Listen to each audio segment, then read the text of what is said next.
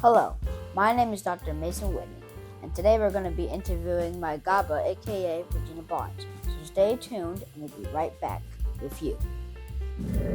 Hello, I'm Dr. Mason Whitney. Today we are having our very own Miss Regina Barnes, aka Gaba. Hi, Mason. How are you today? Happy Sunday, everybody. I'm glad to be here. Well, thank you. Happy Sunday to you. Thank you, my love. Good to see you. How you doing? Actually, pretty good. I'm glad that you came up here to be with us today. Yes, I'm grateful to be here today, Mason. I did it for love, as R. Kelly would say. So, first question. Where were you born? Where?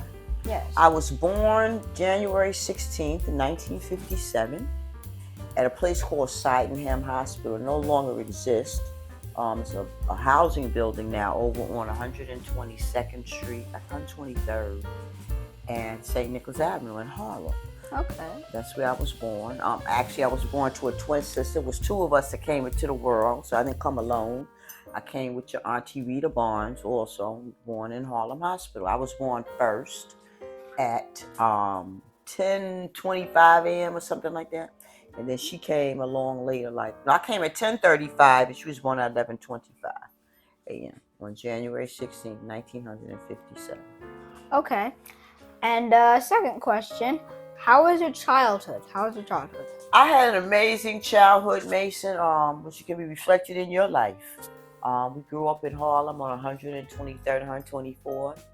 And on Saturdays, Auntie Roz and Auntie Verl, Uncle Billy, Cheryl, and Jimmy, the whole family, they would come down from the Bronx, and we'd have chicken and fish fries and hot dogs and all kinds of stuff on the weekends. So we had an amazing childhood. We spent a lot of time at my aunt and uncle's house, Uncle Johnny and Auntie Sadie out in Queens. Well, they lived down the street also in Harlem at the time, but we just had a good childhood surrounded by love and just family. At that time, we grew up with the police, so we had a different relationship with the police even at that time. Oh, yeah, because of, things were, how it is now, things weren't like it back then. Yeah, we're just different times. Good times. We're still good times now. It's what you make it. Life is what you make it. But my childhood was pretty good. It was pretty good. We were surrounded by love. That's the most important thing. We were surrounded by love. We were cared for. We were nurtured. We always had food. We knew that we were safe and protected. We may not have understood it now at that time, but as I reflect on it now as an adult, now I understand it. That's what was important. We may not have had, the flyest sneakers or the designer clothes and stuff at that time, but we were well cared for and loved. We did get some things from they had what was called boosters where they go and steal stuff, so they come by. So we did some fly stuff every now and then, so they would come by, and so. good. Where did you? Third question: where did you guys live when you were in your childhood? Where did you guys live? We lived in Harlem first, 123rd, right there, straight out of Harlem, 123rd, 124th Street, and 8th Avenue, round the corner from the Apollo Theater in Harlem. And we lived there until 68 or 69, I think it was. I don't know, kind of, mine. And then we moved to the Bronx to Millbrook Houses, to the projects. At the time, everybody was moving to the projects, so we were fortunate. Mom got a place there, and so we moved. When was Malcolm X? Was it Malcolm X? 65, so it was around that day, but I couldn't remember on that Sunday, I believe it was, there was a riot. For some reason, I remember clearly there was a riot, something going on in Harlem at that time that we were moving. Yeah, 1965. So around that time, I clearly remember that was a lot of stuff. It was an upheaval in Harlem, but it was scary. So we were glad to be kind of getting out of Harlem at that time and going to the Bronx. Okay. Fourth question. What did you guys like wear? How was your fashion designs like? Well, it changed. Fashion changed, with the time. We had bell bottoms, some stuff like I might even have on today. Stuff come back. Go in my closet, I might find something that back then that I could wear now. So, I think we were a little more modest. Sometimes wasn't, we had Daisy Dukes, we had some short pants, but some were a little less revealing, I think. A little more modesty in the style. Things you see on TV now. Women with bras, we didn't, you couldn't see that. You wouldn't openly see bras, so we wouldn't think and it depends. I think I was a little more modest in my styles. I got older, I got a little more outgoing. Okay. Fifth question. How was it like when you guys were like going to school? Well, my mother, Lillian, worked in the school system as a paraprofession. Was one of the things she did. So for us, school was pretty good. I was kind of mouthy, but so I couldn't get too much out of trouble because she'd be right there in that classroom and stuff. So we were good students. We were safe. We didn't have all the craziness that we have, these days with, school shootings and stuff like that. It was a time of nurturing and love. Our teachers nurtured, and you have teachers just genuinely cared about you, even though we might have had, crowded classrooms or whatever. But there was always a bond with your teachers. They knew my mother, they knew the family and stuff. So kept my butt in check. Jenna. What you think? Yeah. Sixth question. I think we don't have more than 6, but I'm loving it. I think let's see. Number 6. Number 6. What college did you go to? I attended State University of New Paltz and SUNY New Paltz, New York. But before that, I must say I was blessed and fortunate to attend a program called ABC, a Better Chance program.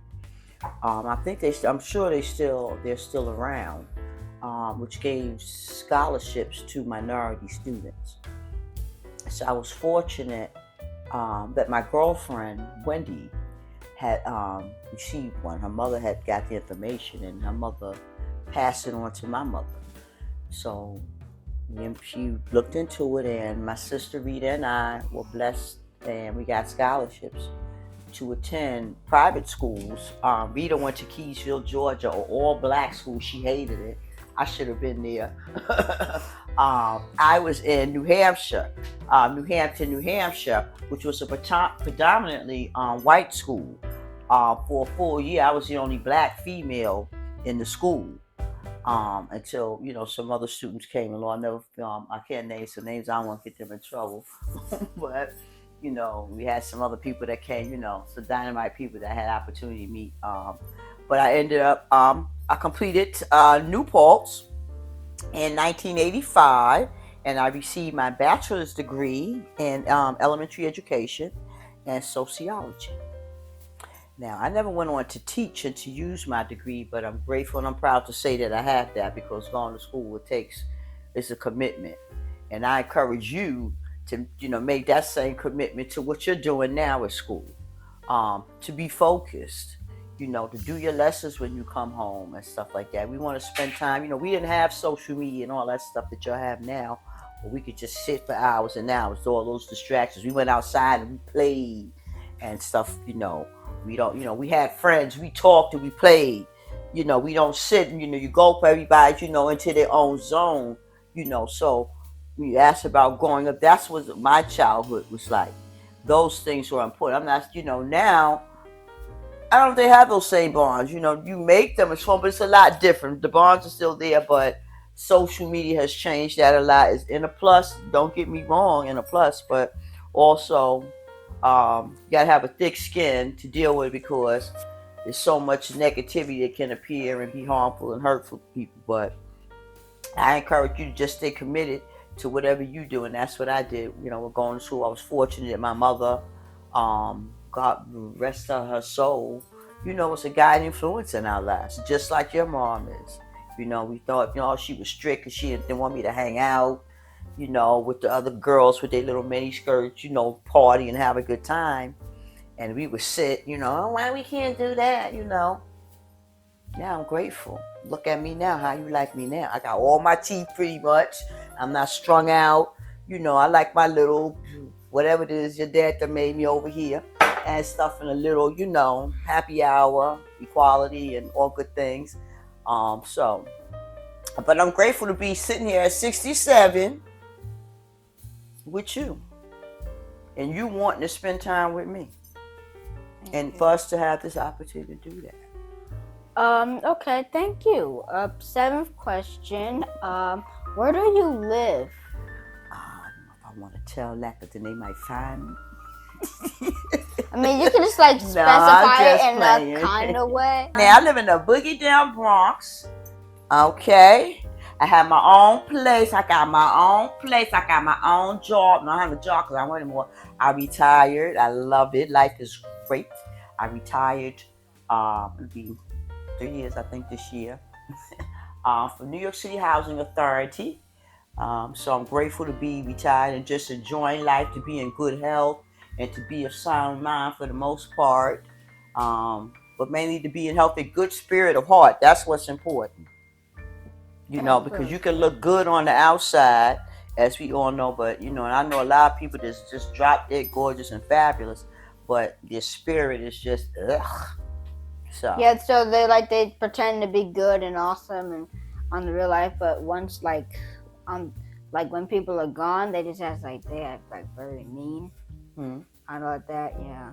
Some people just, So that's why I always encourage you to anything you do, we do from love. That's that's the best thing I could say about life. One of the greatest life lessons that I've learned.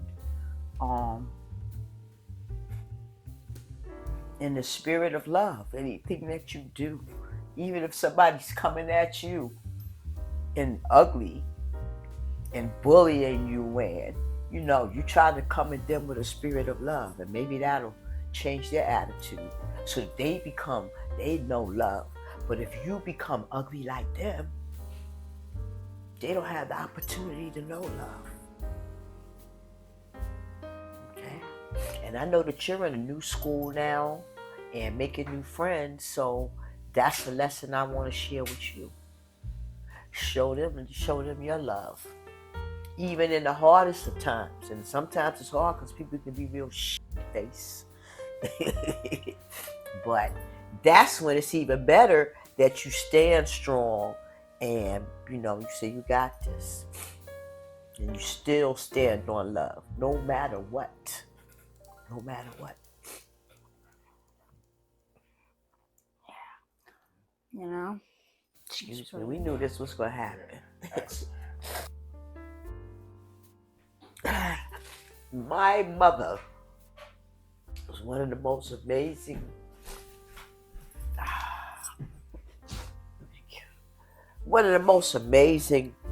black women I've had the opportunity to ever know. So when I look in the mirror, I like what I see because I try to live up to that and to be her. I remember how a friend of mine once told me, I'm going to call it out, Harry Brockington, if you ever see this. He said to me, Regina, when your mom passed, he says, you're going to have to carry the torch. So that's what I try to do in my life at this time with my family and my friends and anybody. Act out of love, because that's what my mother gave me. And a lot of stuff we didn't understand. And I say this to you, we didn't understand as kids. And once again, because we don't know. So now as I sit, I understand all of that and stuff like that. So I strive to be the woman that my mother was. My mother was in the social work profession and education. And that's the path that I took. Was in social work and stuff. Took my education again, once again in education, childhood. And but she was just amazing, just full of love. She was well known in the neighborhood. Just opened her doors to any and everybody. And that's so much of me. That's who I am. And sometimes, people talk, but you know what? I live from a place of love, and I'm never going to change that. Even when sometimes people don't deserve it in my life and stuff like that. But I'm just grateful to always been surrounded by people that I feel is deserving of. We all deserving of it, even if you're face. Stand that. So Lillian Barnes was a force to be reckoned with, in a positive way. Real powerful woman, God believing woman. I wish you had the opportunity to meet her, but you know what? You got the opportunity to meet her because she's sitting right here next to you, and your nana too, and in your mother, because that's the legacy. That's what we want to give you. The love that she gave us in this family. Everybody came. Thanksgiving was at her house. New Year's Eve was at Mommy's house on 8th Avenue. We partied. So I miss her. She passed away. And I know I'm talking long, but this is your stuff and this is my stuff. And we'll look back over this. She passed away 3 years after after Isaiah was born. And I remember her, we were looking for her they were looking for her when I was in the hospital in labor, and she had passed out in the bathroom. But she, so I lost my mom, but then I also, they say there was life because then Isaiah came, and that was my inspiration as a mother at damn near 40 years old to do what I gotta do and be on my grind and take care of my baby. And I think I did pretty good with him out there. Shout out to Isaiah. He's 28 now. And loved by an amazing young lady, Shania. So I think I did pretty good. I think I've done pretty good in this life. And I'm grateful, man. Real grateful. Grateful to know you. For sure. Thank you. Salud. Ching. Bam. We just being real here, and I'm good. I came up here today, and Marcus asked me to do this and do this, and I wasn't prepared. But I'm just loving this, and we're gonna do this again. It's important that we do this so we can look back. Cause like he said, we don't look at our history and stuff. So this is something I'm grateful. And probably hope y'all run this during my funeral service. When I'm no longer here, to make y'all laugh and cry a little bit, because that's what I try to do. I just try to spread joy and be joyful. For real talk, man.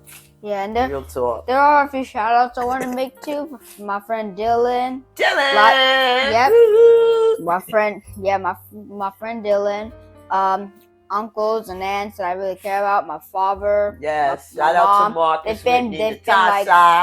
They've been very good parents for the past 13 years.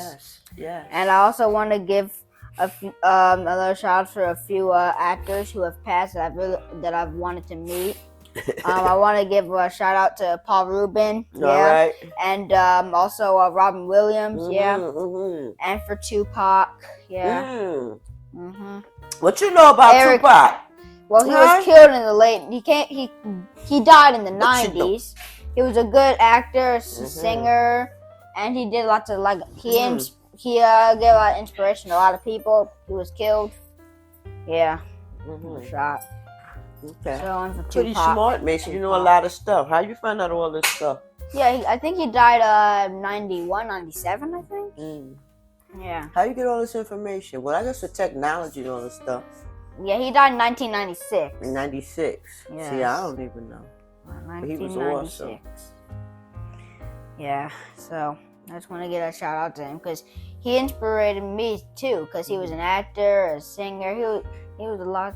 Yeah, he was amazing. So yeah, he did a lot of things and a good spirit. Once again. Good spirited young black man. Yeah, because these actors, when they at Grammy and stuff like that, they always have this good sense of fashion, and that's just me. They what? They always have this good sense of fashion, and that's just me. You got a good sense of fashion. Yeah, because you got honesty runs in our family. I used to be a diva in my day. I'm still a diva. Yeah, true. I'm a young seasoned diva. But you got it, honestly, we like fashion. We that all was one of the things I used to do too. That was one of the things talking about fashion. Yeah. I used to do some modeling when I was about 100 pounds lighter. With a DJ and associates, which Bernard, your nephew, your cousin Bernard Cody, and some friends. We used to do modeling. We used to go in these people's hallways and we would practice the runway and stuff. And then we put on our show. We did putting on the Ritz, and we had these like pink dresses. Just really like, I can show you some pictures of those things. You would love it. So I used to model. I also got DJ skill, and that was one of the things I did. I did what they call a Reggie Barnes Soul Hour. Like once a week. I wish it was something that we could tape. See, back then we didn't have all this stuff and that we could videotape and have that. That I can go back and look on that. But I actually had my own radio station. I sat in a DJ booth with 2 turntables and a mix and the whole nine. They aired this in New Hampshire with me playing this Reggie Barnes. Remember I said I was in pretty predominantly New Hampshire, 1975 or so. This is we talking. Predominantly white place. So to have Reggie Barnes Soul album playing, a little bit of Al Green and, stuff like that, the stylistics stuff.